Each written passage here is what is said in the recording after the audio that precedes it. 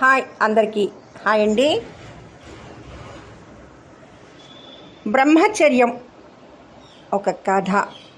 ఇది స్వామి వివేకానంద అమెరికా పర్యటనలో ఉన్నప్పుడు జరిగిన సంఘటన.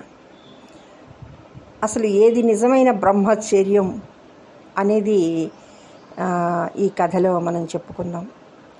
ఇక కథలోకి వచ్చేస్తే, స్వామి వివేకానంద అమెరికా పర్యటనలో ఉన్నప్పుడు ఓ అమెరికా వనిత వచ్చి స్వామిని ఇలా అడిగింది. స్వామి, మిమ్మల్ని నేను పెళ్లి చేసుకోవాలనుకుంటున్నాను, దానికి మీరు అంగీకరిస్తారా అని. స్వామి ఆమెను, మీకు ఆ కోరిక ఎందుకు కలిగింది అని అడిగారు. అందుకామె, మీ తెలివితేటలు నాకు నచ్చాయి, అందుచేత మిమ్మల్ని పెళ్ళాడి మీలాంటి తెలివితేటలు కలిగిన ఓ బిడ్డని కనాలని ఉంది అన్నది. స్వామి ఆమె మాటలకి ఇలా సమాధానం ఇచ్చారు. నా తెలివితేటలు మిమ్మల్ని ఆకర్షించాయి కాబట్టి మీ కోరికను తప్పు పట్టను. నాలాంటి బిడ్డను కావాలనుకోవడం తప్పు కాదు కాబట్టి, కానీ దానికి పెళ్లి చేసుకోవడం, మళ్ళీ బిడ్డని కనడం చాలా సమయం పడుతుంది.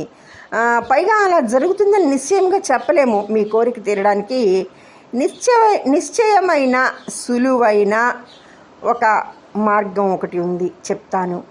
ఇప్పుడే నేను మిమ్మల్ని నా తల్లిగా స్వీకరిస్తున్నాను, మీరు నన్ను మీ బిడ్డగా స్వీకరించండి.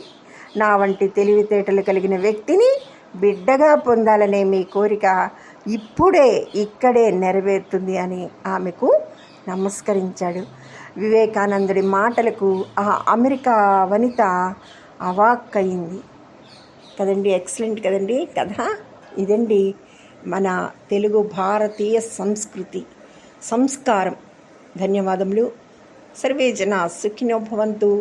మీ అభిమాన హిమబాల.